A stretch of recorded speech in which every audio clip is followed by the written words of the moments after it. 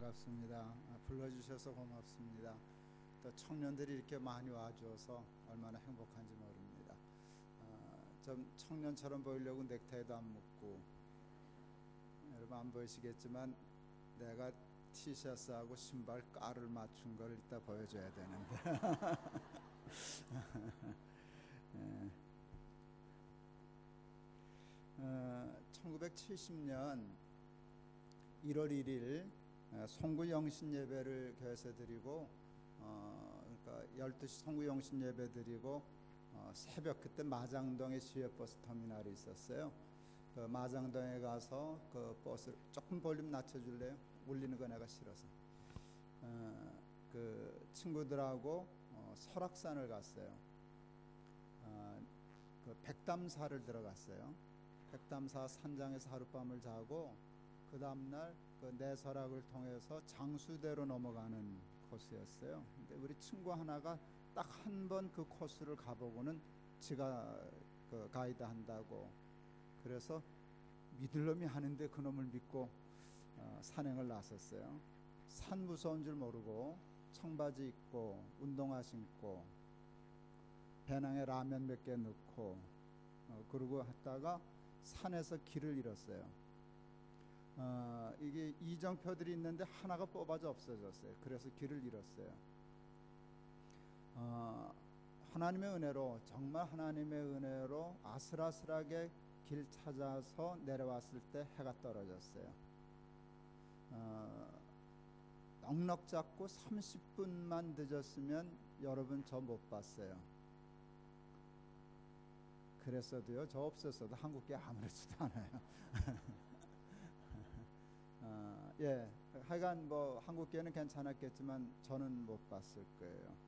그때 제가 굉장히 중요한 걸 깨달았어요. 길이 생명이구나. 길은 생명이에요. 그냥 길은 편하고 뭐 어디 가고 그게 아니라 길이 생명이구나 하는 걸 깨달았어요. 동양의 선조들은 옛날에 도를 닦았어요. 사람답게 사는 길이 있다. 도가 길이잖아요. 이게 참 지혜로운 거예요. 어떻게 길을 생각할까?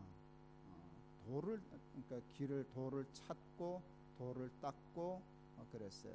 그래서 도가 뭐냐를 늘 묻고 살았어요. 동양의 선조들이 도를 닦을 때 서양의 선조들은 철학을 했어요. 철학의 궁극적인 관심은 진리예요. 아르케. 진리가 뭐냐? 진리를 늘 얘기했어요. 그럼 진리는 뭔가라고 얘기하면 달리 풀면 삶의 이치, 삶의 방식이에요. 아무리 여러분 길이 멀어도 길을 알면 갈 수 있어요. 아무리 가까워도 길을 모르면 갈 수 없어요. 제가 뉴질랜드 오클랜드를 보니까 조금 만만해 보였어요. 내가 이래봬도 서울 사람이잖아요. 몇 군데 보니까 그냥 빤해 보이더라고요. 그래서 차 몰고 나갔다가 길을 잃으셨어요. 이 차 내비게이션도 없으시지. 그런데 헤매다가 하간 왔어요. 천행으로 집 찾아왔는데 대충 짐작해서 왔더니 나오더라고요. 그래서 왔는데 사실은 가까워도 길을 모르면 갈 수 없어요. 아무리 문제가 어려워도 식을 알면 답은 계산기만 두드리면 나와요. 아무리 단순한 문제도 식을 모르면 풀 수 없어요. 그래서 식을 안다는 것과 길을 안다는 것은 우리의 삶에 굉장히 중요한 거예요. 그런데 여러분, 서양 사람이 추구하던 진리, 식, 이치와 동양 사람이 추구하던 도가 같은 컨셉이라는 거 아세요? 컨셉이 아니라 아예 같은 거예요. 저 영어 잘 못하지만 뭐 중학교 영어잖아요.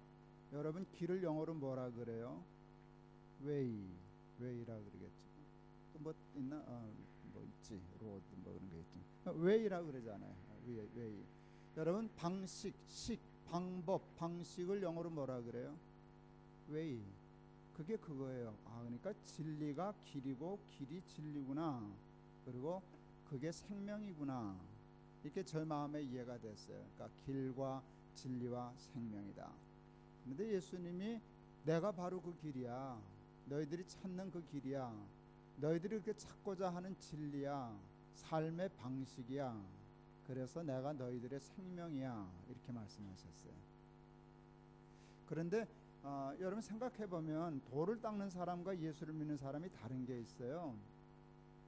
돌을 닦는 사람들은요, 길을 찾아요. 어디가 길이지? 근데 그럼 헤매야 돼요.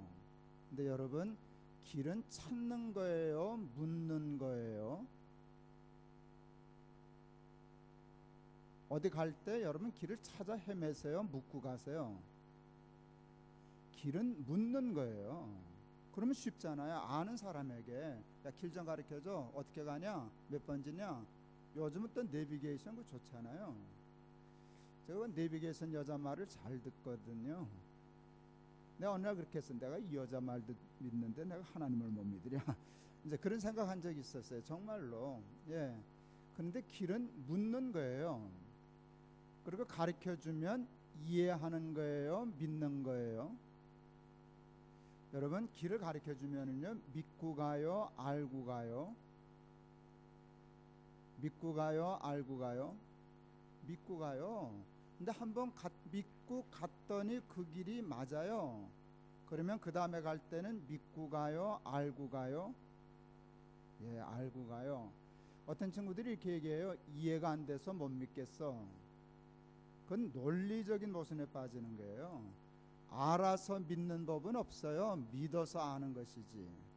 작은 모든 진리도 믿음으로 알매 이르게 되지, 알을 통하여 믿음에 이르게 되는 건 없어요. 첫 번째 순서는 믿음이에요.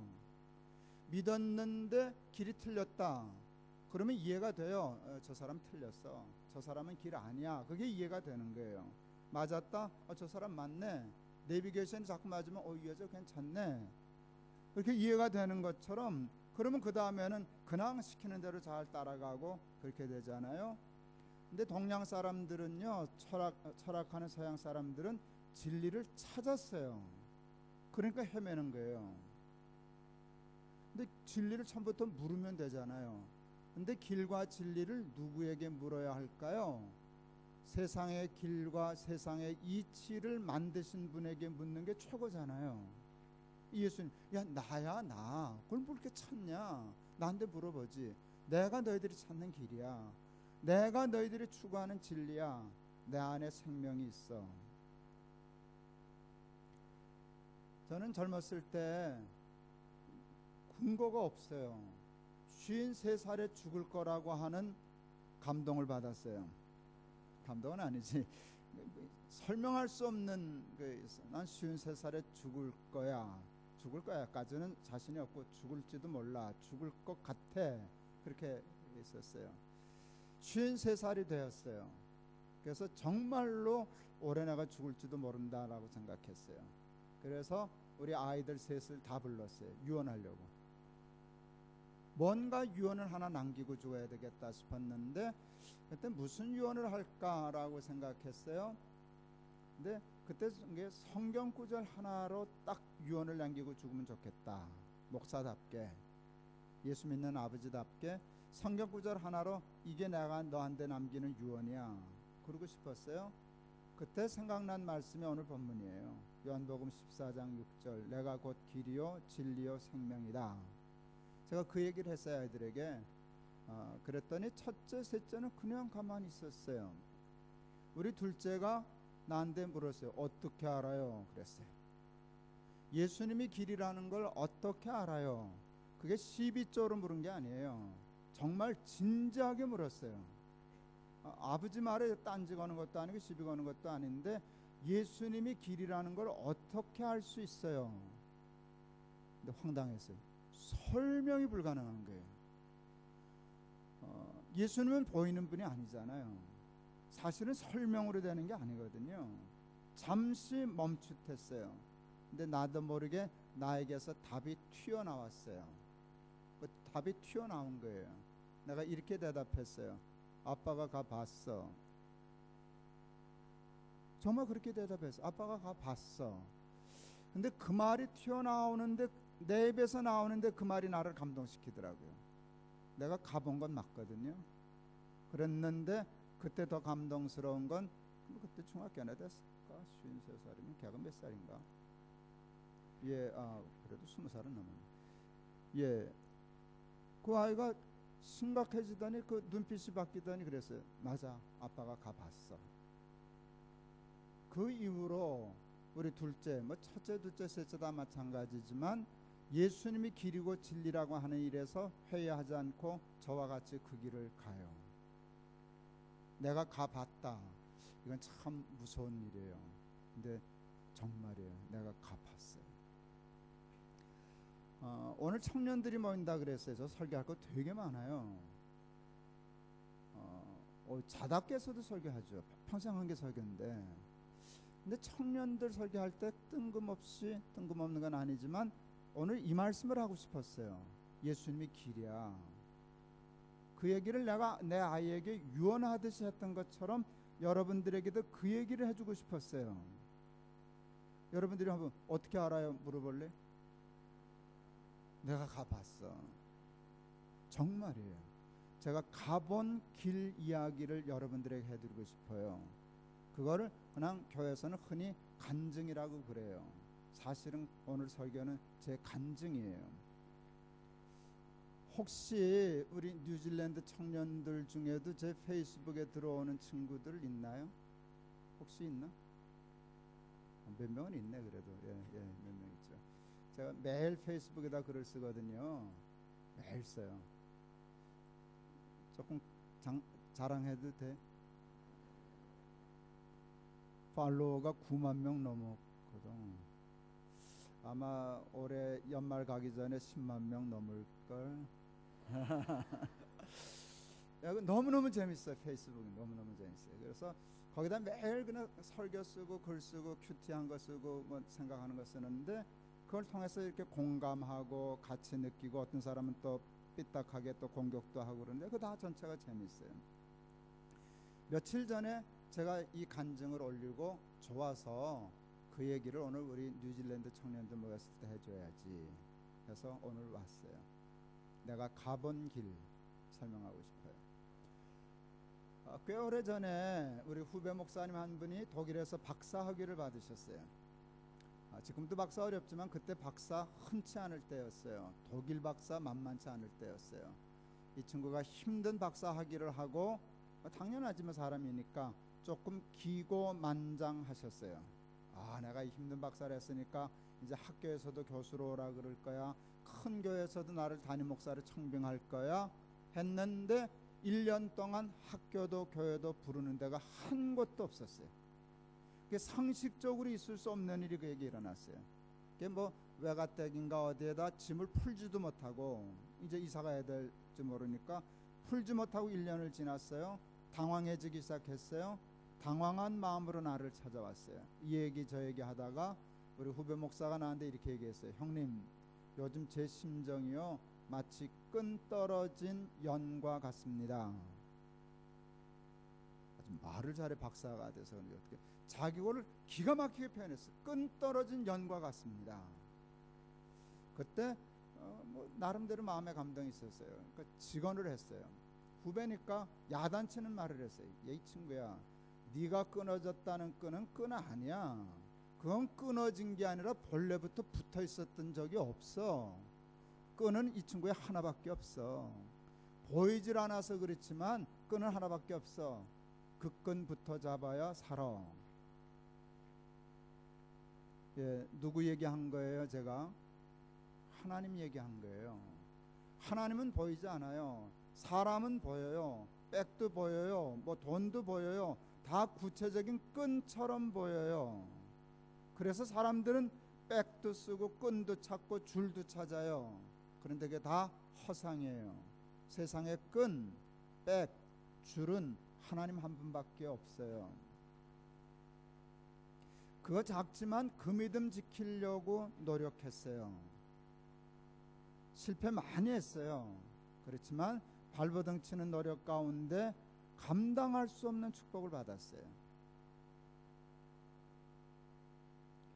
제가 동안교회 담임 목사를 하다가 2001년 10월 7일 높은 뜻 숭의교회라는 교회를 개척하게 됐어요. 그때 50이 넘었어요.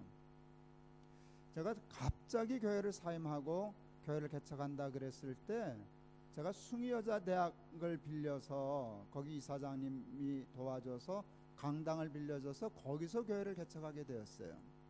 근데 그 숭의여자 대학의 이사장님은 우리나라의 알짜 재벌이에요. 크게 소문 안 난 재벌보다 돈 더 많은 재벌이에요. 진짜 자수성가한 분이에요. 훌륭한 분이에요. 그분이 학교를 빌려줬어요. 그리고 저를 도와줬어요. 이게 소문이 잘못 나가지고 일은 소문이 돌기 시작했어요. 김 목사가, 김동호 목사가 큰 물주를 잡았대. 그분 진짜 큰 물주거든요. 굉장한 물주거든요. 큰 물주를 잡았대. 100억을 받았대. 그래서 동학교 내팽개치고 교회 개척하는 거래. 이게 뭐 사실처럼 이렇게 막 돌아다니기 시작했어요. 그게 뭐 별로 불편하지 않았는데 그래도 하도 쓸데없는 말 자꾸 도는 거 좋지 않아서 제가 동학교 게시판에다가 글을 하나 올렸어요. 그때 페이스북 없을 때. 제가 이제껏 글을 쓴 중에 제목 제일 잘 잡은 제목 중에 하나예요. 제목만 들으면 글 안 써도 되는 거예요. 제목 큰 물주와 조물주.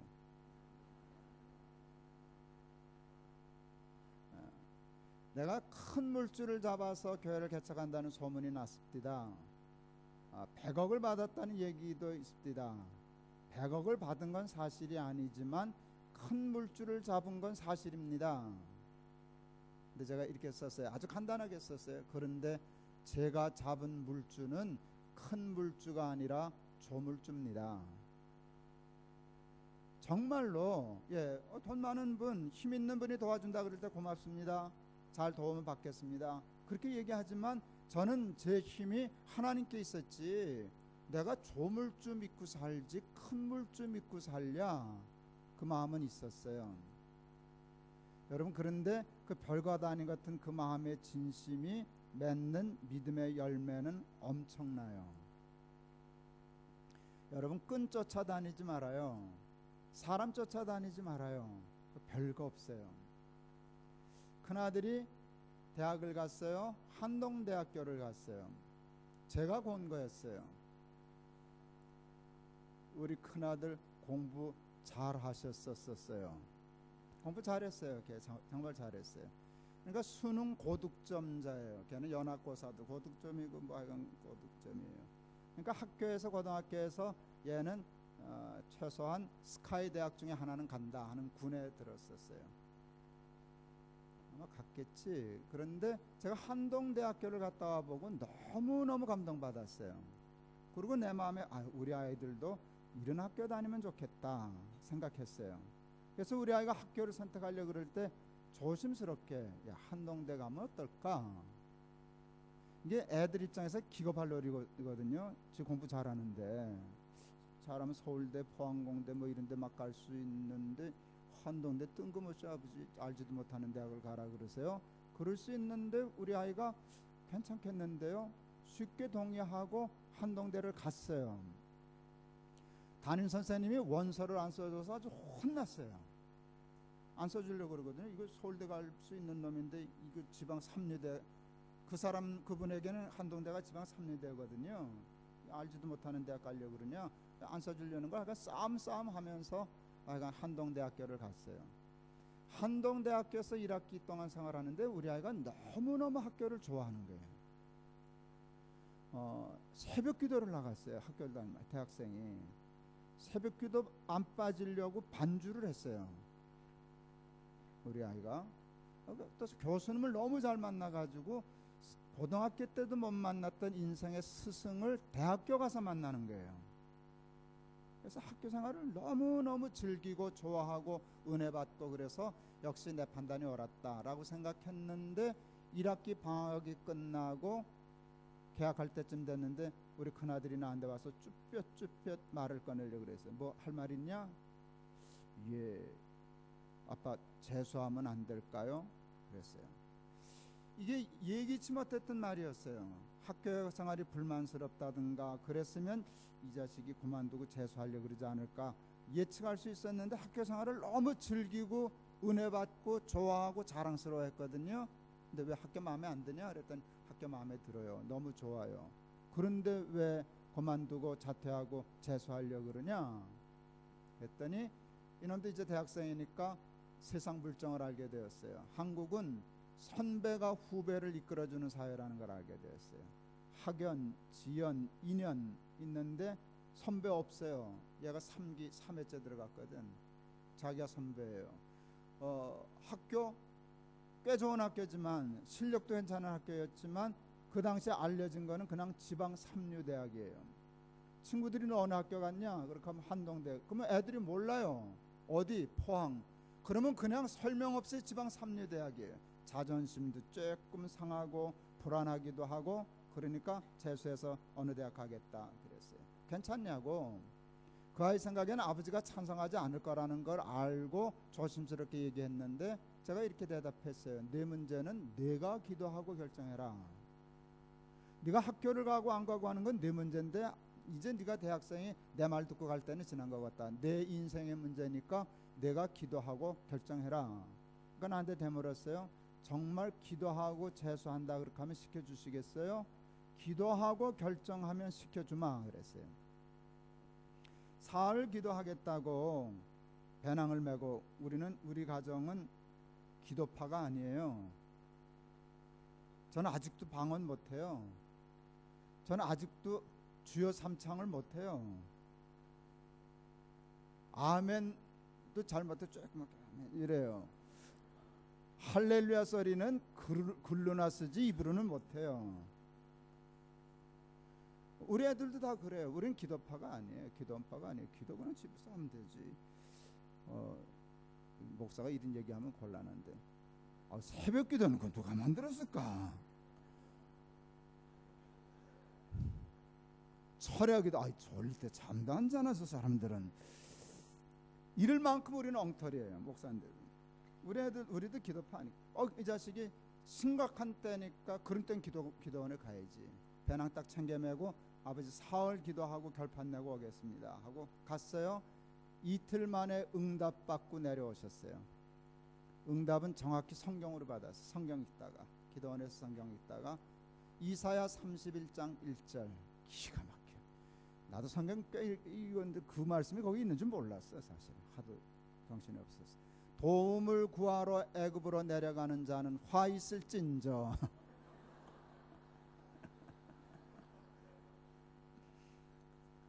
그 말 읽자마자 딱 덮고 아멘하고 내려오신 거예요. 여러분 서울대가 애굽은 아니에요. 왜 서울대가 애굽이에요? 그렇지만 우리 아이가 서울대, 연대, 고대 가고 싶어 했던 마음은 도움을 구하러 애굽으로 내려가는 자기가 부인할 수 없었어요. 하나님 앞에 찔림받. 너 나 믿고 살래? 학교 믿고 살래? 너 선배 덕 먹고 살 거야? 그건 붙잡고 살 거야? 나 있으면 되지 않냐? 그 말을 듣고 그냥 경기에 하듯이 튀어내려왔어요. 두 말 안 하고 한동대 갔어요. 졸업하셨어요. 그때 제가 우리 아이에게 이렇게 얘기해 줬어요. 아빠는 내가 학교 덕 보는 거 싫어. 학교가 내 덕 볼 거야. 나 괜찮죠?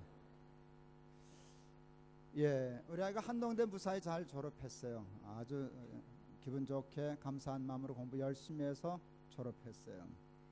그 아이가 늘 이제 그 메일이나 이렇게 보면은 시편 5편 3절의 말씀을 늘 써놨었어요. 시편 5편 3절은 이렇게 돼 있어요. 아침에 기도하고 바라리이다. 내가 한번 읽어드려요. 시편 5편 3절.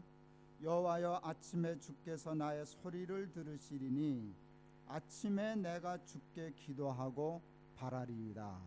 그냥 평범한 말씀인데 제가 요즘 찾으려니까 그때 우리 아이가 읽었던 그 아이 영어 성경의 버전이 어느 연결성인지 못 찾겠어요. 그런데 우리 아이가 그때 올려놨던 영어 버전은 이거예요. 바라리이다라고 하는 단어가 Great Expectation이에요. 이게 너무 근사한 거예요. 아침에 기도하고 Great Expectation. 그냥 보통 바라는 게 아니라 내가 기도했으니까 하나 큰 거 주셔야 돼요. 기대합니다. 기다립니다. 이렇게 지금도 난 소름 끼치는데 그 아이의 걸 볼 때 너무 감사하고 소름 끼치더라고요. 예, 학교 잘 다녔지만 학교 덕 볼 생각 포기했어요. 학교 덕 보려고 그랬으면 좀 좋은 대학 갈 수 있었을 거예요. 선배 덕 보려면 좋은 선배 만날 수 있었을 거예요. 근데 그때 하나님으로부터 그 말씀 듣고 아이가 자기의 인생을 하나님께 정면 승부 걸었어요. 그리고 하나님께만 기도하기로 하고, 그러고는 기대하는 거예요. 내가 학교 붙잡지 않고 사람 붙잡지 않고 하나님 붙잡았으니까 하나님 주세요. 기대합니다. Great expectation. 간증은 좀 조심스러워요. 사실은 그 믿음의 열매가 축복으로 나타나는데 축복을 간증하다 보면 자랑이 되잖아요. 그런데 자랑을 안 하려고 하면은 축복의 간증을 할 수 없잖아요. 이런 딜레마가 있어요. 그러니까 나도 조심할 테니까 그냥 여러분도 애누리해서 들으셔요. 그런데 이야기는 사실이에요. 어느 학교를 나온 것보다, 어느 선배의 덕을 본 것보다 우리 아이처럼 학교와 사람과 그런 덕을 우리 아이보다 더 잘 받은 아이는 없어요. 하나님을 붙잡았더니 학교도 좋은 학교 들어가게 또 하셨고, 좋은 교수를 만나게 하셨고, 좋은 친구를 만나게 하시고, 사람을 만나게 하시고, 길이 열어지는데요. 먼저 하나님의 나라와 의를 구하면 이 모든 것을 너희에게 더하여 주신다 하는 말씀이 있는데요. 꼭 그렇게 되었어요.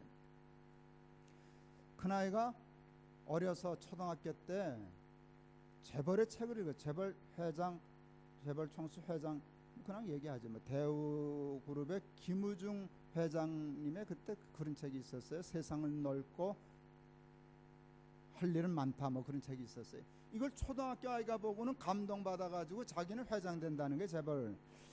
은근히 감사했어요. 이 자식들.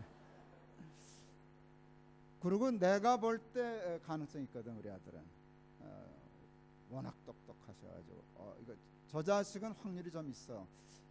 늙음하게 벤츠는 타고 살겠구나. 나도 벤츠 좋아하거든.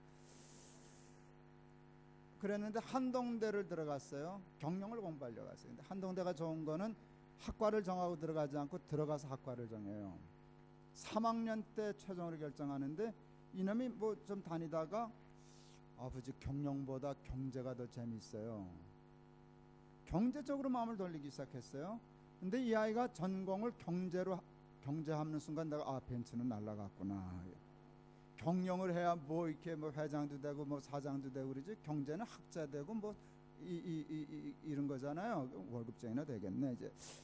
그런 생각 재밌게 했는데 괜찮았어요. 근데 왜 경제냐 그랬을 때 제프리 sak스 교수의 빈곤의 종말 이런 책을 읽고, 그때 우리 아이가 굉장히 감동을 받은 사람은 방글라데시 사람으로 그라민뱅크의 총재이신 무하마드 유누스라고 하는 분. 그분이 마이크로 크레딧 창시자예요. 경제학 박사로서, 그러니까 방글라데시 사람으로 미국에서 유학하고 박사하고 미국 대학의 경제학 교수를 했으니까 방글라데시에서 잘 나가는 집안 사람 같아요. 그런데 미국 부인하고 아마 결혼하셨을 거예요, 초기에. 그런데 이분이 자기 조국 방글라데시 사람들 불쌍하다고 돌아와요. 그러고 와서 보니까 너무 빈곤하니까 그 사람들 살리겠다고 그냥 자기 직업에서 돈 몇 달러 꺼내가지고 10불 20불 빌려줘가지고 그래서 그 사람들 살리고 하는 일을 하다가 마이크로 크레딧 그라민뱅크라고 하는 세계적인 은행을 세워요. 그것 때문에 노벨 평화상을 받았죠. 그런 분들의 책을 읽다가 아버지 경제하고 싶어요. 제가 그 얘기를 하기 전에 고3 때 우리 집은 우리 부모로부터 저까지 공부하라 소리를 안 하는 집안이에요. 그래서 우리 집안은요, 아들 셋이 있는데 죄송하네요, 상중하가 다 있어요. 진짜예요. 그 고득점자도 있고요, 이건 저득점이 아니라 바닥득점자도 있어요. 근데 사실은 그 별 차이 없거든. 사는데 나중엔 다 비슷비슷해. 사실 그런데 뭔 얘기를 말로 쳤어요. 어쨌든 경제를 하려고 할 때 공부를 잘 안 해서 이 자식이 잘하는 놈이 잘 안 해서 한 번 딱 공부하라 소리를 해봤어요. 제가 공부하라는 말을 공부 좀 해보시지 이렇게 얘기 안 했어요. 제가 엉뚱하게 얘기해서 소위 성공했다는 사람 중에 두 종류의 사람이 있다. 하나는 5,000명분을 혼자 깔고 앉아 먹는 놈, 또 하나는 5,000명을 먹이는 사람.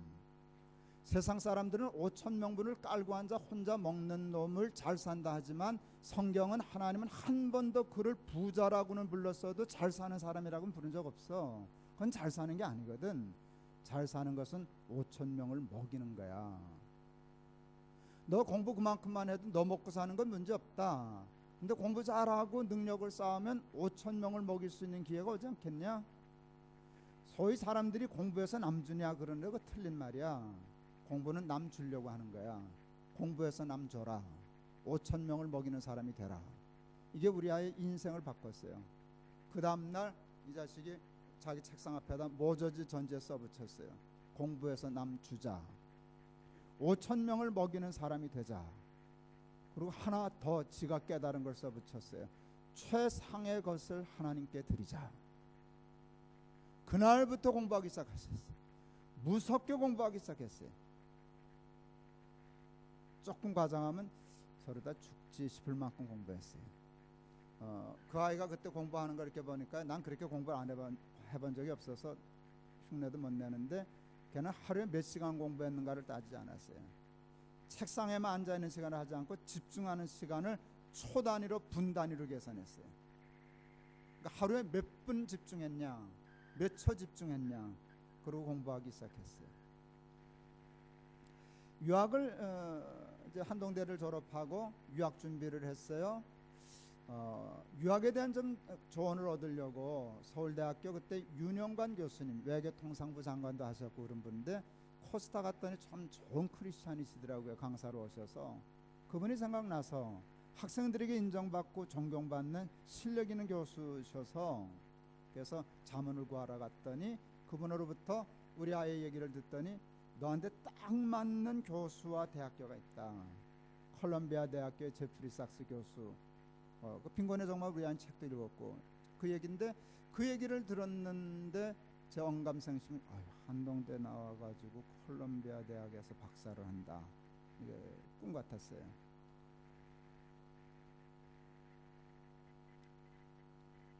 난 결론만 얘기하죠. 시간 많이 가니까. 예, 박사 끝내고 어젠가 그제 한국 들어오셨어요. 그분 제자가 됐어요. 제프리 삭스의 제자가 되었어요. 개발학을 공부했어요. 경제 중에 개발학을 공부했어요. 그러니까 경제를 공부하는 이유가 뭔가 하면 후진국들 가난한 나라를 개발하겠다는 거예요.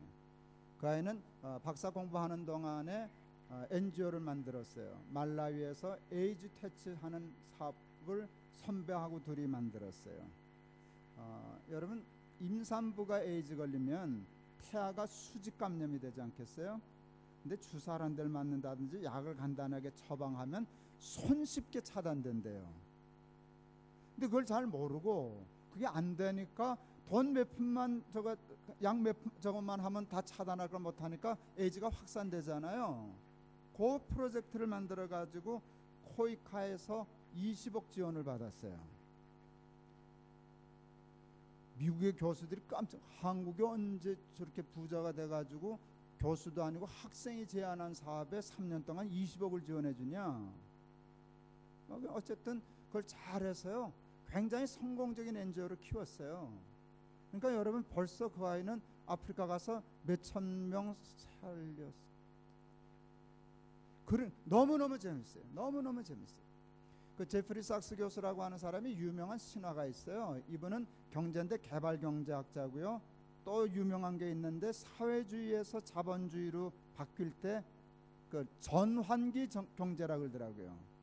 거시경제, 미시경제 이렇게 얘기하는데 요즘은 개발경제, 그 중에 또 뭔가 하면 전환기 경제를 해요. 그 유명한 분인데 제프리 삭스 교수에게는 신화 같은 일이 있어요. 콜롬비아인가 하는 콜롬비아 맞을 거예요. 콜롬비아라고 하는 나라가 인플레이션이 한 해에 3000%에 달했어요. 그럼 나라가 망하잖아요. 물가가 300배 뭐 이렇게 막 뛰니까 나라가 망하게 되니까 콜롬비아 정부가 제프리 sak스 교수를 경제 자문으로 청빙했어요. 그래서 제프리 sak스 교수가 자기의 정책안을 제시했어요. 해결 방안을. 그걸 수용해서 신화해요. 3000%를 그 해에 15%로 잡았어요. 여러분 그게 뭘 의미하는지 여러분 아셔야 돼요. 나라를 살린 거예요. 그 부인이 소니아 sak스라고 하는 소아과 의사예요. 아주 훌륭한 분인데요. 신문기자가 소니아 sak스하고 인터뷰를 했어요. 인터뷰를 하는데 이제 마지막 끝에 얘기하다가 남편 유명한 세계적인 학자니까 30대 하버드 종신교수 된 사람이고 뭐 그러다 콜롬비아 청빙받고 이랬던 사람이니까 또 유명한 사람이니까 당신은 당신 남편을 어떻게 생각하십니까 할 때 소름 끼치는 대답을 했어요. 소니아 sak스 아내가 우리 남편은요 자랑스러워서 남편이 자랑스러워서 저는 소아과 의사이기 때문에 1년에 몇 명의 생명을 살립니다. 그런데요 우리 남편은요 1년에 몇 천만 명의 생명도 살립니다. 여러분 그게 공부예요. 공부해서 남 주냐 하면 그냥 집 앞이나 먹고 살아요. 그렇지만 공부해서 남 주려고 마음 먹으면요 이게 제대로 걸리면 몇 천 명도 살리고 몇만 명도 살리고 몇 천만 명도 살릴 수 있어요. 공부해서 남 주자 5천 명을 먹이는 사람이 되자 최상의 것을 하나님께 드리는 사람이 되자 라고 얘기했는데요. 예, 하나님이 그 기도를 다 이루어 주셨어요. 요즘 박사해도 교수 어렵잖아요. 제프리 sak스 교수 밑에서 포스트닥 시작했어요. 포닥 시작했어요. 시작하자마자 KDI라고 하는 국책연구소가 있어요. 개발 Korean Development Institute 그러죠. KDI 한국개발원. 거기에 대학원 대학교 있어요.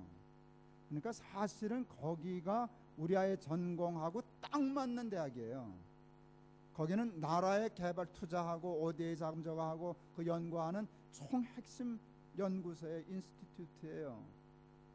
거기 교수 청빙 받아서 20일 날 부임했어요. 너무너무 기뻤어요. 물론 내 아들이니까 너무너무 기뻤어요. 근데 그때 그 생각 났어요. 이 자식이 기도원 가서 튀어내려왔던 일, 그리고 시편 5편 3절을 늘 묵상하면서 아침에 기도하고 바라리이다. 근데 바라는데 Great Expectation, 그 말이 이루어졌잖아요. Great Expectation이 그냥 이루어졌어요. 제가 페이스북에다 그 글을 쓰면서 그랬어요. 사람의 도움을 구하면 사람의 도움은 받는다. 그러나 하나님의 도움을 구하면 하나님의 도움을 받는다.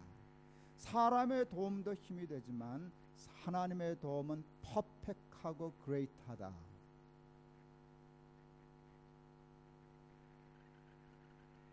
자랑으로 듣지 말고 간증으로 들어주셔요. 그러니까 우리 아이에게 하나님이 길을 열어주셨어요. 그를 길게 열어줄 수가 없어요.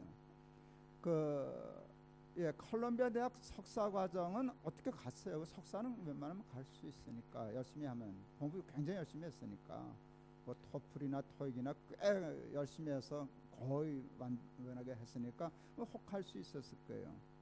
대학 박사 과정을 들어갈 때 미국의 금융 위기가 터졌어요. 이렇게 원서를 보내는데요. 우리 아이가 한날 이렇게 왜 이리 왔어요? 아무데도 오라는 데가 없다는 거예요. 안 받아주는 거예요. 학교가 돈이 없으니까. 박사 과정은 대개 그 장학금 조사하잖아요. 생활비 주고. 근데 답장이 오는 게 네가 학비 내고 오려면 받아주마. 근데 여러분 미국에서 박사 뉴욕 같은 데서 많이 하려고 그렇게 하면 1억 정도 들더라고요. 생활비하고 학비하고 뭐 이렇게 되면 거의 1억 가까이 드는, 그걸 제 돈 주고 할 수 있는 사람이 있었어요? 어디 있어요? 어느 날 이렇게 메일 왔어요. 우리 아들한테. 아빠, 받아줘도 자존심 상해서 가고 싶지 않은 대학에 오지 말래. 한 군데도 되질 않았어요. 박사 어플라이 할 때 우리 아이 그래도 콜롬비아에서 석사했는데 오라 소리는 아니에요. 받아줘도 장학금이나 많이 주고 뭐 특별 장학금이나 주고 그래도 갈까 말까인데 네 돈 대고 와서 하래, 오지 말래 그랬는데요. 딱 한 군데만 됐어요.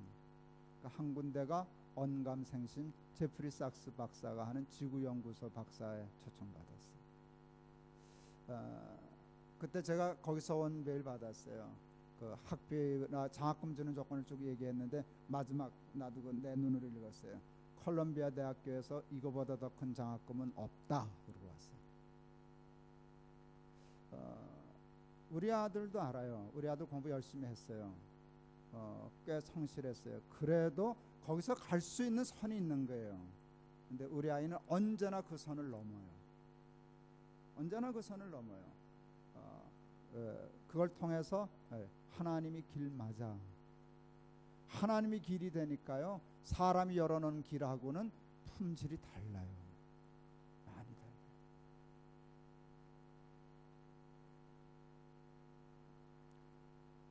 높은 뜻 숭의교회를 시작했어요. 제가 학교 강당 빌려서 시작했다 그랬잖아요. 굉장히 빨리 성장을 했어요.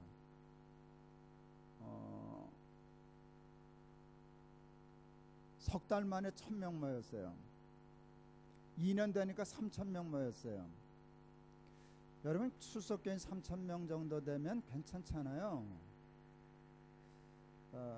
그런데 예배당 지을 만한 힘이 되었는데 예배당 짓지 않았어요. 그때 제가 엉뚱한 프로젝트를 걸었어요. 보이지 않는 성전 건축 프로젝트라는 거예요. 탈북자 여러 가지 얘기를 할 수 있는데 그 전에 모든 일이 있었는데 그거는 어제 저녁 집회 때 설교한 거니까 또 얘기하는 거 어렵고, 그래서 뭐 쪽방 탈출 사업도 하고 노숙자 자립 사업도 하고 이렇게 하다가 탈북자를 하나님이 마음에 주셨어요. 그때 7,000명 정도 들어와 있던 탈북자들을 어떻게 스스로 자립해서 이 남한 땅에서 살아갈 수 있게 할 건가, 그 숙제를 주셨는데 그 일을 하려고 하면 공장도 세워야 되겠고 재단도 세워야 되겠고 그런 게 필요했어요. 근데 그건 돈이 많이 필요한 일이었어요. 그래서 제가 당회에다가 헌금이 많이 필요해가지고 헌금하자 그랬어요. 그런데 건축하자, 건축 헌금하자 그랬어요. 그랬더니 우리 장로님들이 기뻐했어요. 우리 교회도 이제 드디어 새빵살이 면하고 예배당 지으려는가 보다. 근데 그때 제가 이름을 보이지 않는 성전 건축이라 그러니까 장로님들이 다 웃었어요. 다 알아차렸어요. 돈은 내라 소리다, 예배당은 안 짓겠다 소리다, 그 돈 어디 쓰겠다 소리다. 그래서 보이지 않는 성전 건축 프로젝트가 시작됐어요. 탈북자들이 여기 와서 적응을 잘 못하더라고요. 당연히 못하죠. 아예 사회 구조가 생물학적으로 다른 나라니까. 남한에 와서 직장에 취해도 적응을 못하고 싸우고 힘들어하고, 그래서 7,000명도 감당 못하면 통일되면 나라 망하겠다. 어떻게 하든지 이 7,000명이 살아남아야만 통일됐을 때 두 나라가 다 산다 이렇게 생각하고 공장을 하기로 시작했어요. 공장을 시작하려고 그랬더니 사장들이 탈북자들이 미안하지만 목사님 일을 잘 할 줄 모릅니다. 게을러서가 아닙니다. 꾀를 부려서가 아닙니다. 사회주의라고 하는 나라는 일을 열심히 해야 할 동기가 없어진다. 열심히 해봤자 자기가 안 되니까 그냥 대충 적당히 하는 게 그 온 나라가 다 그렇게 된 거니까 뭘 열심히 한다는 개념이 없습니다. 남한 노동자하고 구태여 비유하자면 생산성이 15%밖에 안 나옵니다. 여러분 그 학자들은 논문에도 나오는 소리예요. 15%밖에 안 나옵니다. 그러니까 공장하면 100% 망합니다. 근데 박스 공장 하려고 시작했어요. 저들을 자립시키려고 하면 도전해야 되니까 한 달에 124만 원 주기로 약속하고 주 5일 근무하기로 하고, 4배 4자도 모르는 목사가 박스에 박자도 모르는 남한 노동자도 아닌 북한 노동자를 데리고 공장을 시작했어요. 장로님들이 기겁하셨어요. 이건 확률 제로 게임이잖아요. 확률이 1%도 안 잡히는 게임이라고요. 그걸 돈을 수억 원씩 갖다 쓰는 거니까 말을 못 하시는 거예요. 말이 들리는 말이 그래도 우리 목사님 뜻은 좋잖아. 세상을 몰라서 그렇지. 근데 그 얘기를 듣고서 제가 어느 날 설교했어요. 나도 세상 안다고. 이거 안 되는 줄 다 안다고. 이 탈북자들 데리고 목사가 공장해가지고 이 공장에 살아남을 것이라는 그 바보 같은 생각을 할, 목사도 그런 생각은 안 한다고. 나도 이거 하면 망한다는 거 안다고. 설교시간에 그랬더니 그때 저 기억나요. 온 몇천 명 교인들이 그 얘기를 하는 순간 당황했어요. 이걸 어떻게 해석해야 되냐. 몰라서 그런다면 용서라도 해줄 수 있는데 이건 망할 줄을 자기도 빤히 알면서 어떻게 교회 돈을 그렇게 쓸 수 있냐. 이게 당황스러움이 있었어요. 그때 참 희한한 얘기 해봤어요. 할 수 있느냐 없느냐 생각 안 했습니다. 해야 할 일인가 아닌가만 생각했습니다. 할 수 있느냐 없느냐도 중요한 일이지만 해야 할 일인가 아닌가가 더 중요한 일 아닙니까? 꼭 되는 일만 해야 하면 해야 할 일을 못하지 않습니까? 하다 망하는 한이 있어도 하는 일, 해야 할 일 하다가 망하면 떳떳하지 않겠습니까? 해야 할 일 안 된다고 안 하면 안 망하겠지만 그는 망하기 전에 망한 거 아닙니까? 지금 맑게 알아듣지? 내가 정말 그렇게 얘기했어요. 그리고 그게 내 진심이었어요. 해야 할 일 하다가 망하는 게 떳떳하겠다는 거예요. 그러면 하나님 앞에 죄스럽지는 않잖아. 망한 건 내 책임인 거 당신 책임이지. 난 해야 할 일 시켜서 한 일이고 좀 도와주시지 그냥 내가 깔려서. 난 정말 그 배짱이었어요. 그리고 할 수 있느냐 없느냐 하나님 하실 일이고 해야 할 일인가 아닌가 내가 할 일이다. 그러고서는요 그때 참 하나님 앞에 정말 죄스럽지만 불경스러운 표현을 내가 썼어요. 그래야만 자극적으로 실감이 나겠더라고요. 하나님은 뒀다 어디 쓸 거냐 그랬어요. 그때 하나님이 되게 좋아하셨어요. 내 마음에. 하나님이 나한테 정말 그러셨어요. 내 말이 그 말이다 그랬어요. 저 인간들 나 안 믿어. 믿습니다. 스바름만 되게 하지 하나도 안 믿어 그러셨어요. 정말로 그랬어요. 그 인간들이 여러분들이라고. 믿는다고 길길이 뛰고 방방 뛰고 찬송하고 그러지만 진짜 믿느냐는 딴 얘기라고. 할 수 있으면 해. 지가 할 수 있으면 해. 누가 도와주면 해. 근데 지가 할 수 없으면 안 해. 누가 안 도와주면 안 해. 하나님 나만 그러셨어요. 나는 계산에 없어. 쟤네들 인생에 너희들 인생에 나는 계산에 없어. 그냥 편안할 때 주여 주여 믿습니다 그러고 그러지 쬐끔한 데 쓰더라. 생명을 걸 때는 불안하니까 나 안 믿더라. 하나님은 뒀다 어디 쓰냐 그랬어요. 그날 제가 설교 제목 근사하게 붙였어요. 미션 임파서블. 예. 그리고 공장 돌렸어요. 흑잔할게요 적잔할게요. 어제 봤지? 흑잔할게요 적잔할게요. 적잖았어요. 조금 낫게요 많이 낫게요. 많이 났어요. 그때 뭐 조금밖에 하게 했지만 6억 5천만 원 투자했는데 몇 달 만에 다 까먹었어요. 순식간에 까먹었어요. 까먹은 건 아무것도 아니에요. 앞으로 얼마를 더 까먹어야 수습이 될래. 까먹어서 수습만 되면 그건 되는 거예요. 근데 이건 앞이 깜깜했어요. 앞이 깜깜했어요. 탈북자들이 감동해가지고요. 우리가 자기들 믿고 공장 세워준 게 너무 감동이 돼가지고 죽어라고 일을 하는데 적자가 나는 거예요. 그러니까 농땡이 부르는데 적자가 나면 희망이 있는 거예요. 뭔 얘기인지 아시죠? 농땡이만 잡으면 되잖아. 근데 농땡이도 안 벌려. 뼈가 부서져라고 일을 하는데 너무 감동해가지고 그런데 적자 나는 거예요. 보통 5, 6천만 원은 기본적으로 까잡수시는 거예요. 버는 건 몰라도 5, 600만 원도 아니고 5, 6천만 원을 매달 까먹으면 이거 후딱 하면 1년이면 5억, 6억, 10억 이렇게 가는 거거든요. 피가 마르더라고요. 피가 마르. 잠 못 잤어요. 망할 줄 알았지만 망한다는 건 그렇게 쉬운 게 아니에요. 그건 현실이니까. 그건 현실이니까. 피가 말랐어요. 잠 못 잤어요. 이때 이 찬송가가 참 마음에 와닿았어요. 씨를 뿌릴 때 나지 아니할까 슬퍼하며 심히 애탈지라도. 심히 애가 탔어요. 그런데 그 다음 가사가 너무 기가 막힌 거예요. 나중 예수께서 칭찬하시리니 기쁨으로 단을 거두리로다. 하나님의 약속 같았어요. 밤에 마누라 깨할까봐 소리도 못 지르고 그냥 속으로 거두리로다 거두리로다 기쁨으로 단을 거두리로다. 찬송 참 많이 했어요. 하나님은 길 맞아요. 보이지 않는 길을 만드세요. 없는 길을 내세요. 우리 박스 공장 6개월 만에 흑자 났어요. 얼마 났느냐고는 묻지 마세요. 그건 의미 없는 거예요. 사실은 우리는 뭐 돈 벌려고 하는 의미예요. 근데 까먹지 않고 월급 주고 적자 안 났다는 건 대성공이거든. 우리로서는 130개 언론이 우리 공장 취재했어요. 9시 뉴스에 한 3부씩 다 나왔어요. 언론이 그거 보도했을 때 우리 둘째 아들이 자기 무슨 글 쓰는 데다가 인터넷 홈페이지 같은 데다 쓴 글을 아직 지울 수 없어요. 방송 나오고 한참 언론에서 난리칠 때 교회가 한국 교회가 승희 교회가 예배당 안 짓고 탈북자 공장 세워서 흑자냈다고 난리칠 때 우리 아들이 이런 글 써줬어요.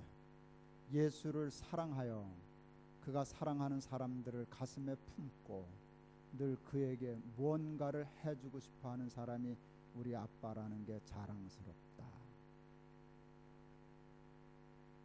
괜찮지? 난 그런 거 보면 죽고 싶어. 요때 죽어야 되는데, 요 기분에 죽어야 되는데 정말 죽고 싶었어. 내가 우리 아이들한테 부탁하려고 그래. 내가 글은 썼어요. 아빠 죽으면 묘비에다 이 글 써주렴. 예, 그 공장이 2008년 5월달에 시작했는데요. 지금까지 안 망했어요. 잘 살아남았어요. 살아남은 게 아니라요. 작년에 50억 매출 올렸어요. 우리 2, 3년 안에 200억 매출하는 공장 가려고 지금 발딛고 있어요. 그동안은요 후원자들 모아자다가 빵꾸 메꿨었어요. 이제는 후원금 안 모아줘요. 자기들이 돈을 버는데 사장이 가끔 나한테 장난쳐요. 이제는 제가 좀 도와드릴게. 너나 잘 살아라. 그래서 달라 소리는 하지 말아라 이제 그러는데 또 투자해야 돼요. 그래야 큰 공장 발전하면 할수록 저 재투자해야 되니까 그러는데 하여튼 작년에 50억 매출 올리는 공장이 됐어요. 하나님 쓸만하시죠? 하나님 길 맞지 않아요? 하나님 길 맞지 않아요? 보이지 않는 성전 건축 이렇게 아주 신나게 그 밖에 또 그래서 커튼 공장도 만들고 가죽 지갑 공장도 만들고 또 블리스앤블레스라고 하는 청년들 바리스타 만들어서 탈북자들 커피숍도 만들고 셋은 잘 되는데 가죽 가방은 거의 망하기 직전이에요. 그런데 안 망해. 하여간 희한하게 안 망해. 하여간 아주 바닥을 치고 계시거든요. 다 돈 까먹고 잃어버리고 그런데도 안 망해요. 작년부터 보니까 살살 살아나려고 얘도 나중 예수께로로 가시려나 그러는데 망하고 안 망하는 것도 중요하잖아요. 모든 일을 하나님께 맡기니까 하나님이 인도하시는데 그런데 믿음으로 보이지 않는 길을 선택했는데 이렇게 보이는 거예요. 우리 탈북자들 그 매자는 아이페이라고 하는 박스 공장 홍보 영상을 만들었어요. 많은 사람들을 소개하려고. 근데 그 탈북자 그 공원 아주머니가 기가 막힌 멘트를 날렸어요. 교회가 보이지 않는 성전을 건축한다 그랬는데 이게 왜 안 보이냐고. 이렇게 잘 보이는데요. 믿음은 바라는 것들의 실상이요 보지 못하는 것들의 증거예요. 믿을 때는 몰랐지만 여러분 심으면 나오는 거예요. 그러니까 그 탈북자 아주머니가 왜 안 보이냐고 이렇게 잘 보이지 않냐고. 여러분 보이지 않는 성전 건축을 시작했는데 어떤 보이는 성전보다 저는 더 아름다운 성전이 지어졌고 이제는 다 보여요. 이제는 다 보여요. 근데 그 승부가 어디서 걸렸는가 하면 믿음에서 걸렸어요. 그냥 하나님을 믿어드리는 거예요. 어제도 잠깐 얘기를 했지만 여기 아는 정리도 하고 있을 테니까 보이지 않는 성전 건축 하나님이 기뻐하셨어요. 하나님이 기뻐하시면 골치 아파요. 사탄이 슬퍼하시기 때문이에요.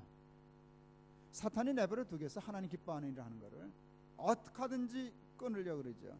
보이지 않는 성전 건축의 아킬레스건을 공격했어요. 보이지 않는 성전 건축의 아킬레스건은 보이는 예배당이에요. 우리 그때 5,000명 출석할 때요. 학교가 느닷없이 나가세요 그러셨어요.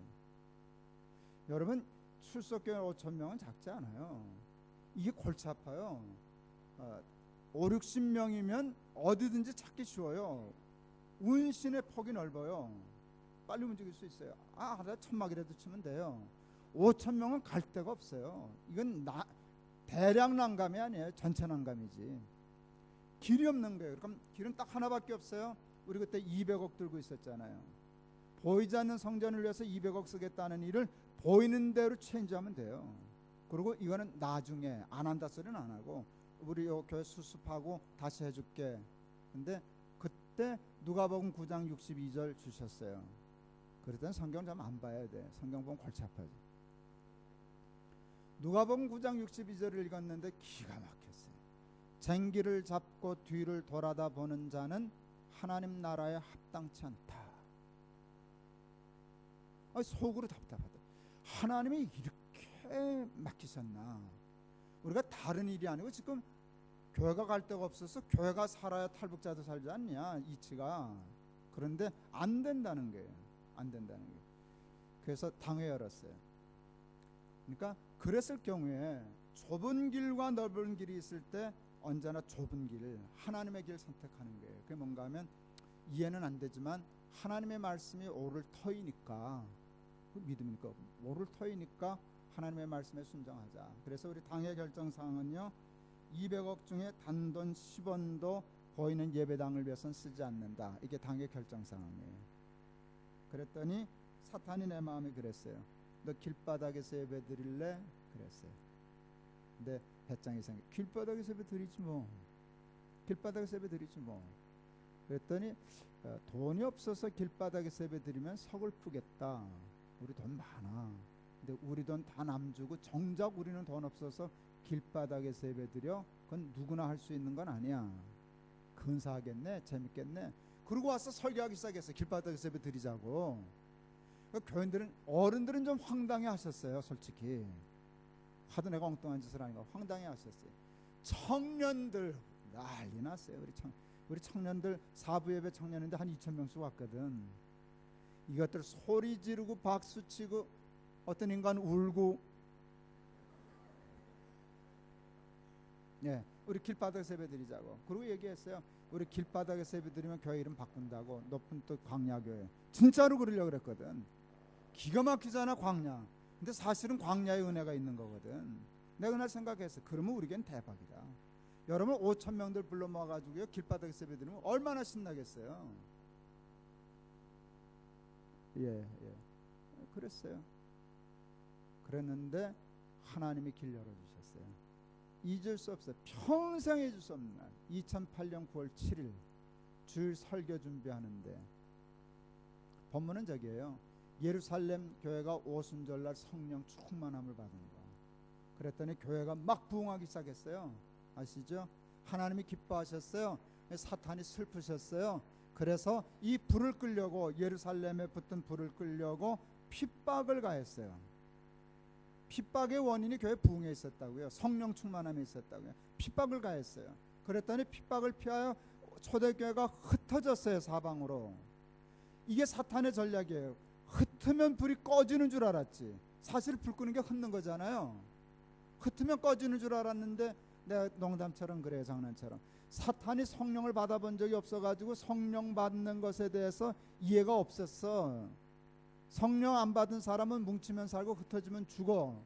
성령 받은 사람은 뭉치면 살고 흩어지면 살아. 이게 뭉치느냐 안 뭉치느냐가 삶과 죽음을 결정하는 게 아니라 성령 자체가 생명이기 때문에 뭉쳐도 좋고 흩어져도 좋고. 흩었네, 흩는 데는 성공했어요. 근데 이게 불이 안 꺼지는 거예요. 안 꺼지는 게 아니라 사방에 불을 질르는 거예요. 안디옥, 빌립보, 골로새, 에베소, 갈라디아. 사탄 아마 콩콩 뛰고 코미디 했을 거야. 괜히 그랬어. 내 깔려뒀으면 예루살렘만 불타고 마는 건데, 이게 사방에 불 받아졌잖아요. 이게 내 머리를 쳤어요. 내가 그날 설교 새벽 준비 원고 쓰다가 흥분한 거 보면 난 미친놈인 줄 알았을 거예요. 길길이 뛰는 게 이거다. 사방으로 흩어진 네 교회로 흩자. 그래서 교회 불림 네 개가 나왔어요. 이게 다른 때 나왔으면 회의하고 그래야 돼요. 설교를 회의하고 하나, 설교하고 회의를 하지. 맞죠? 가끔 우리 장로님들이 그래요. 아니 그 당회도 안 하고 얘기하시면 어떡합니까? 그래서 그때 하는 말이, 아니 그 회의할 게 있고요, 설교할 게 따로 있어요. 아니 설교는요 회의하고 설교하는 게 아니에요. 설교한 다음에 회의하는 거지.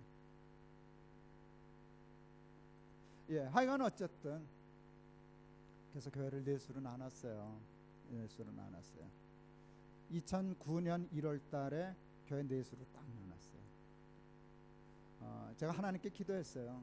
하나님, 우리 5,000명인데 그건 굉장한 데미지가 있는 충격요법이니까 교인들 많이 없어질 거라고 생각했어요. 제가 안식년 떠났을 때 1000명 안 나왔던 교회거든요. 나 설교 안 한다고. 그런 내가 담임 목사도 안 하고 교회를 내쪽 내놓으면 교인들이 오겠어요. 그래서 하나님 3000명은 남겨주십시오. 2000명은 떨어지는 거 어떻게 할 수 없는데 3000명 이 마지노선은 지켜주십시오. 기도했어요. 그때 그 조마조마했던 거 인간이기 때문에 그래요. 그런데 참 반전이 그런 반전이 어땠어요. 2009년 1월 첫 주일날 내 교회를 다 흩어지고 나한테 연락들이 오는데 목사님 다 서서 울면서 예배드렸습니다. 뭐 이런 보고 오는데 숫자가 통계 잡혔는데요. 5,000명일 때 흩었는데 첫 주일날 6,000명 모였어요. 1,000명 늘었더라고. 황당한, 내가 관뒀는데 늘면 어떡해. 지금 우리 교회 그러니까 6년 지났어요. 꼭만 6년 지났네요. 우리 한 10,000명 모여요. 여러분 내가 없으면 아까 그러니까 괜한 소리 했지. 나 없어도 한국교회 아무 문제 없다고. 아무 문제 없다. 20개 한국교회는 둘째치고 20개도 문제 없는데 도리어 없으니까 더 잘 돼. 정신발. 왜 5,000명이 갑자기 6,000명 된 날을 분석했어요? 이유는 간단해요. 우리 교인들이요, 우리 교회가 하는 일이 옳다라고 생각했어요. 그리고 섭섭하지만 자랑스러워했어요. 우리 교회는 그랬어요. 그런데 가끔 믿음 없어서 교회 빠지시던 분들이 정신 차리셨어요. 이때 교회 열심히 나오기 시작했어요. 그래서 교인이 늘었어요. 여러분 출석은 20% 늘었는데 그의 재정은 40% 늘었어요. 교회가 너무 자랑스러웠어요. 또 교회 세우려고. 그러니까 교회가 몸살도 안 하고 그냥 뿌리 쫙 내리고 커졌어요. 그 바람에 그 재단도 그때 뭐 이래저래 한 200억 들었지만 지금은 200억 갖고는 세울 수도 없는 재단으로 발전했어요. 하나님이 길 맞죠? 이게 웬만한 끈 잡은 선은 이렇게 안 될걸요. 세상엔 그 길 없어요. 하나님 내가 길이야 진리야 생명이야. 나는 구체적으로 믿어요. 이제는 내비게이션도 믿는데 내가 하나님을 믿어. 한두 번 가봤으면 알지. 내비게이션이 날 쏘겠으면 난 그거 떼버려요. 이게 이걸 돈 받고 그래? 그냥 다니죠. 근데 맞는데 그걸 어떻게 버려요? 내비게이션도 몇 번 경험하고 믿고 따라가는데 내가 하나님을 경험했는데 아빠가 가봤어. 그 말 할만하죠. 듣기는 쉬워요. 살기는 어려워요. 그런데 여러분 도전하세요. 이해되고 싶고 넓어 보이는 확실한 끈, 보이지 않는 하나님 끈이 있을 때 여러분 죽으면 죽지 뭐, 망하면 망하지 뭐. 하나님 선택해서 망하면 천당 가는 거지. 죽으면 천당 가는 거지. 생각하고 승부를 하나님께 걸 수 있는 청년들 될 수 있기를 바랍니다. Great expectation이 를 가져도 조금도 실망하지 않을 거예요. 하나님 아니시면 하실 수 없는 일을 경험하게 될 줄을 믿습니다. 입으로만 주여 주여 하고 세상 수, 세상 꾀, 세상 요령, 세상 수 부리고 살면 하나님 경험하지 못할 거예요. 예수님이 길이에요. 예수님이 진리예요. 삶의 웨이예요. 방법이에요. 시기예요. 생명이에요. 축복이에요. 퍼펙해요. 퍼펙해요. 그리고 great해요.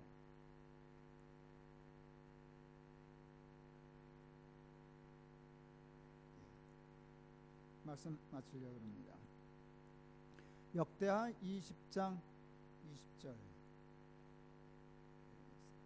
너희는 너희 하나님을 신뢰하라. 단순한 언어예요. 너희는 너희 하나님을 신뢰하라. 그리하면 견고히 서리라. 내가 가봤어. 이 말씀에는 내가 지금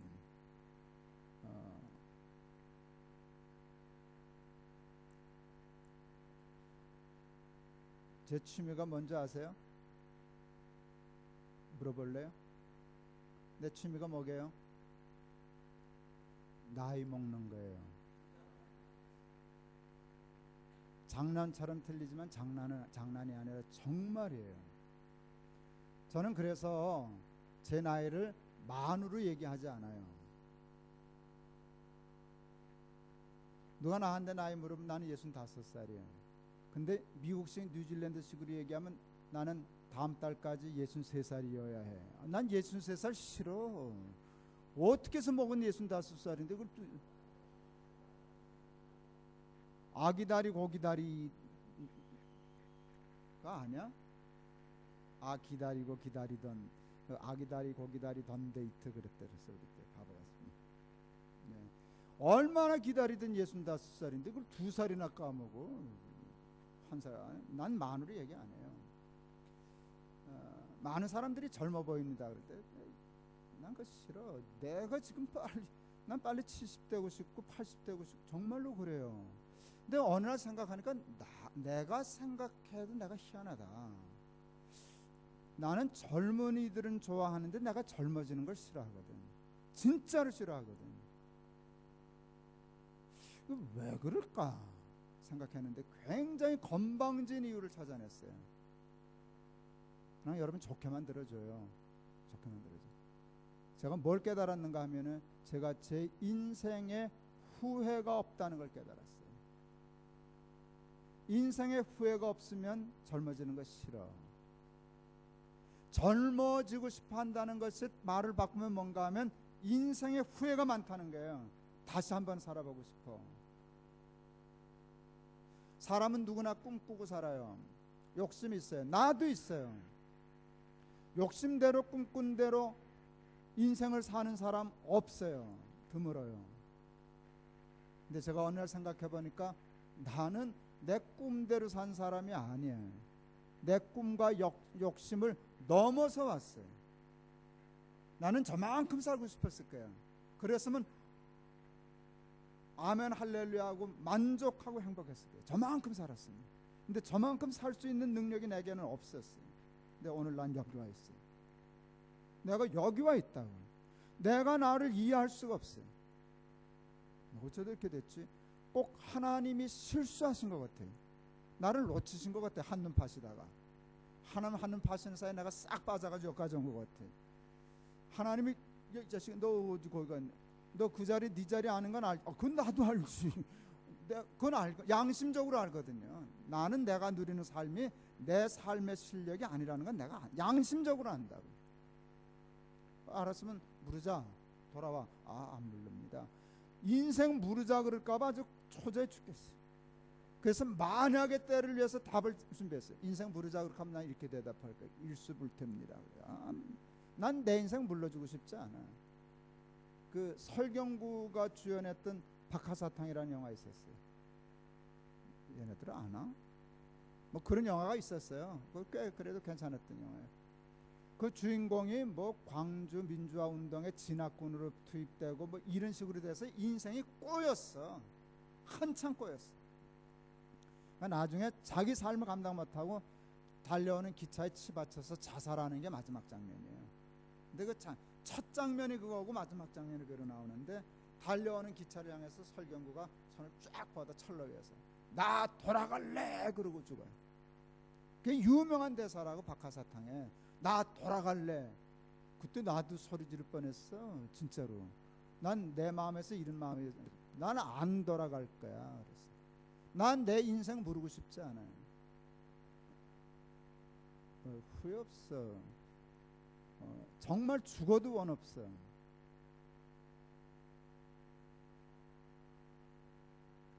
다윗이 여호와는 나의 목자시니 내게 부족함이 없으리로다. 이게 보통 사람이 할 수 있는 말이 아니에요. 부족함이 없대요. 그 다음에 그랬어요. 나의 잔이 넘치나이다. 다윗을 빗대서 얘기한 게 조금 죄스럽긴 하지만 솔직히 거기다 나도 부족한 거 없어. 원 없어. 후회 없어. 돌아가고 싶지 않아.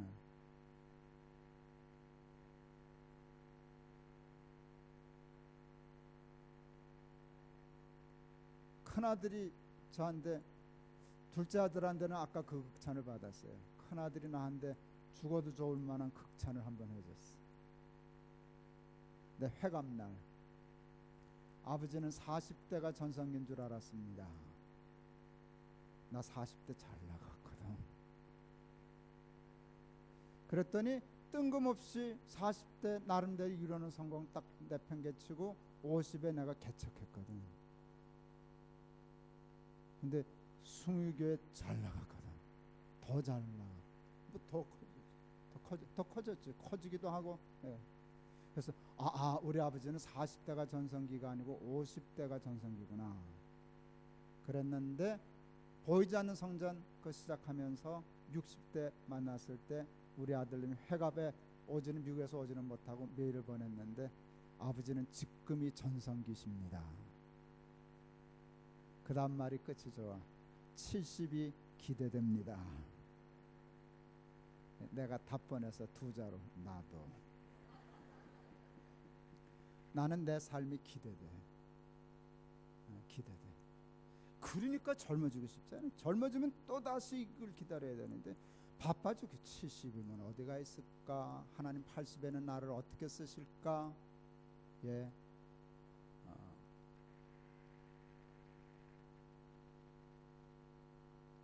저는요 상식적인 인간의 얘기로 얘기하면은요 저희 아버지는 학교 수의셨어요. 우리 부모가 공부하라 소리를 안 해서 저는 소위 인류라는 학교는 가본 적이 없어요. 아슬아슬하게 뭐 하여간 졸업해서 목사 됐어요. 저는 성격이 목회하기에 적합한 성격이 아니에요. 굉장히 열등의식이 심하고 병적으로 내성적이어서 거의 대인 기피증 가까운 어려서부터 이거 치료받지 못하고 그랬으면 아주 그냥 폐인으로 밑바닥에서 구석에서 숨어 살다가 죽었을 거예요. 지금까지 살아있지 못할 가능성도 많아요. 근데 저는 어느 대학 나오고 어느 좋은 집안에서 어떤 좋은 성격 가지고 사는 사람보다 내가 더 좋아. 그 이유는 하나네. 내가 한 건 하나밖에 없어. 하나님께 승부 걸을 수 있었던 거. 내가 큰 불 좀 믿고 사냐, 조물 좀 믿고 사는데 할 수 있느냐 없느냐, 그 좁은 일이지. 내가 왜 신경 써? 우리 하나님 천지를 창조하신 전능하신 하나님이시잖아. 여러분 200억 갖고 예배당 줄 수 있지만 하나님이 그 팽개치고 땅바닥에서 예배 드려. 너 그거 건들면 안 되고. 예. 왜? 그분이 길이니까. 그 길로 간 거예요. 200억 내팽개치고 우리 땅바닥에서 예배. 왜 땅바닥에 예배 안 드린다고? 훨씬 교회 더 좋아졌다고. 하나님의 수가 달라요. 하나님의 수가 달라요. 나는 말씀 마치렵니다. 산상보훈 중에 이 말씀 너무 좋아. 마음이 청결한 자는 복이 있나니 저가 하나님을 볼 것이며. 제가 학교 다닐 때 신학교 다닐 때 바둑을 어깨너머로 배웠어요. 조금 배우다 말았어. 별로 재미없어서. 그래도 처음에 정하니까 재밌더라고. 어느 날 바둑 두다가 친구한테 야, 나 이거 몇 급이냐? 급수를 모르니까. 너 한 10급 되겠는데? 그래서 내가 10급인 줄 알아요. 내가 10급이라 그랬더니 우리 교회 하나가 웃더라고. 그것도 급수라고 얘기를 하십니까? 그래서 그런 소리 하지 말아라. 10급끼리 붙으면 밤샌다 야. 그랬어요. 근데요 신기한 거 있어요. 내 바둑을 두면 10급인데 남의 바둑을 보면 8급이 보이는 거야. 나만 그런 게 아니라 누구나 다 그래요. 왜 그런 줄 아세요? 욕심에 눈이 먼다는 말이 있어요. 내 바둑을 둘 때는 승부욕이 생겨요. 욕심이 생기면 안 보여. 내가 본래 8급 실력이 있는데도 2급수를 못 보는 거예요. 누구나 다 그래요. 이창호도 그래요. 해설을 잘하지 자기 바둑은 해설만큼 못 둔다고. 그런데요 남의 바둑을 둘 때는 욕심이 없어. 그까지 이기지든 나하고 무슨 상관이 있어. 그러니까 다 보여. 세상 욕심 버리고 하나님께 승부 걸어서 깨끗한 마음 가지면은요 수가 늘어. 하나님이 보인다는 말이 뭘까? 하나님의 수가 보인다. 하나님의 길이 보인다. 하나님의 식이 보인다. 하나님의 식으로 인생을 살고 하나님의 길로 삶의 길을 도모하고 하나님의 수로 인생 바둑 두면 great지, 퍼펙이지. 그럴 수밖에 없지 않겠어요? 예수님이 길 맞아요. 예수님이 진리 맞아요. 잔머리 굴릴 거 없어. 저 굉장히 논리적인 거 좋아해요. 따지는 거 좋아해요. 싸우는 거 좋아해요. 근데 하나님하고는 안 싸워. 하나님 앞엔 내가 이 대사 너무너무 좋아해요. 광고에 묻지도 따지지도 않고. 난 하나님께는 안 물어. 하나님께는 따지지도 않아. 그냥 말씀하세요. 내가 들을게요. 이해가 되면 이해하겠고요. 이해가 안 되면은요 그냥 믿고 할래요. 내가 하나님 앞에 묻긴 뭘 물어. 믿는데 내가 믿기로 작정했는데 그냥 말씀만 하세요. 말씀만 하세요. 200억 건들지 말고 그냥 땅바닥에 세배드리고 그냥 해. 그렇게 하고 그분 마음이니까 그 길로 갈 작정을 했으니까.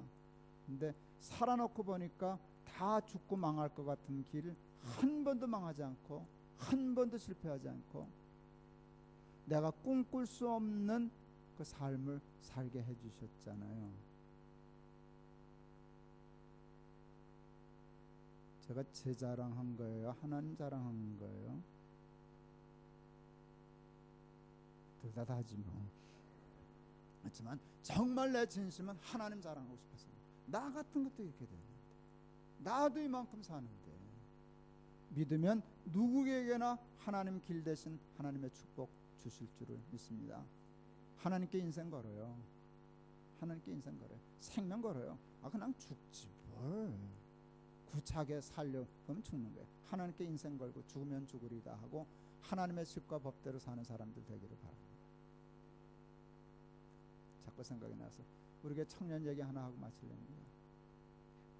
우리 교회 청년들 많잖아요. 너무 자랑스러운 우리 아이들. 제가 한동안 정직에 대한 설교를 했어요. 정직에 대한 설교. 우리 청년 5명이 합해서 회사를 하나 세웠어요. 반도체 부품을 생산하는 회사였어요. 그쪽 전문가였기 때문에. 중국하고 잘 계약이 돼서 10억 물건을 생산했어요. 근데 중국 장사꾼이 애들이니까 이제 갖고 놀려고 야료를 불었어. 그러니까 뭐 뒷돈 달라 그러고 부정한 일 하자 그러고 이제 물건 다 생산해놓고 약점이 잡히니까 그냥 보통의 경우는 뒷돈 주고 해결해요. 돈 몇 푼 안 주면 되니까 조금 그렇게 편법 쓰면 돼. 우리 아이들이 회의를 열었어. 목사님이 정직하라 그랬는데 이거 그리고 넘어갈 거냐 문 닫을 거냐. 우리 꼴통의 인간들이 문 닫았어. 10억 생산해놓고 그 문 닫고 다. 그 중국 사인이 깜짝 놀라가지고 이게 뭐 이런 놈들이 다 있냐. 근데 내가 더 미치겠더라고. 내가 속으로 야 이 자식아 목사가 설교를 그렇게 하지 그걸 그대로 들으면 어떡하냐. 그런 마음이 나가 들더라고. 망했으니까 진짜로 망했거든. 애들한테 10억이 작은 돈이에요. 내가 하도 속상해서 그랬어. 하나님 앞에 내가 하나님 믿고 그 얘기를 했으면 살려줘야지 진짜 이렇게 망하게 하면 어떻게 하십니까? 이게 하나님 체면은 둘째 하나님 그렇지만 이게 내 체면이 뭡니까? 그래서 그리고 하도 화딱지가 나서 하나님 앞에 해댔어요. 내가 하나님 두고 볼 거라고. 하나님 두고 볼 거라 그랬더니 하나님 두고 봐라 그러시던데. 두고 봤더니 괜찮던데요. 우리 아이들 망했게요 안 망했게요? 왜 안 망했는지 아세요? 나중엔 그 길을 알겠더라고요. 그러면 왜 안 망하는지를 알겠더라고요. 세상에 돈 많은 사람들이 참 많더라고요. 돈 많은 사람들이 혼자서 관리를 못 하거든요. 그 재산은. 뭘 찾는가 하면 돈 많은 사람들은 믿을 만한 사람을 찾는 거예요. 근데 믿을 만한 놈들이 없는 거예요. 근데 소문이 들리는 거예요. 어느 한국의 어느 교회 다니는 애들이 뭐 그 뒷돈 달라는 거 안 주고 그 정직하게 안 한다고 문 닫아 걸고 망했다더라. 그러니까 그들이 내버려 뒀겠죠. 다 스카우트 받아가지고 다 살았어요. 더 잘 됐어요. 그러니까 하나님은 두고 보면 길이구나. 우리가 몰라서 수가 짧아서 그렇지. 여러분 하나님의 수가 옳아요. 하나님의 말씀이 옳아요. 그러니까 하나님의 말씀으로 내 발에 빛을 삼고 등을 삼고 길을 삼고 말씀대로 살아가는 우리 기독 청년들 다 될 수 있기를 주의 이름으로 축원합니다. 기도하시겠습니다. 내가 곧 길이요 진리요 생명이다 하신 말씀이 맞습니다. 부족하지만 저도 가봤습니다. 조금 가봤는데 결과가 너무너무 엄청납니다. 아침에 기도하고 저녁에 바라리이다. 바라는데 크게 바랐더니 크게 이루어 주셨습니다. 꿈꾸지 못했던 삶을 살게 하셨습니다. 그 복을 우리 청년들, 우리 교인들 받게 하여 주옵소서. 나누게 하여 주옵소서. 언제나 하나님만 선택하며 사는 우리들 되게 하여 주옵소서. 예수 그리스도 이름을 받들어 축복하며 기도하옵나이다.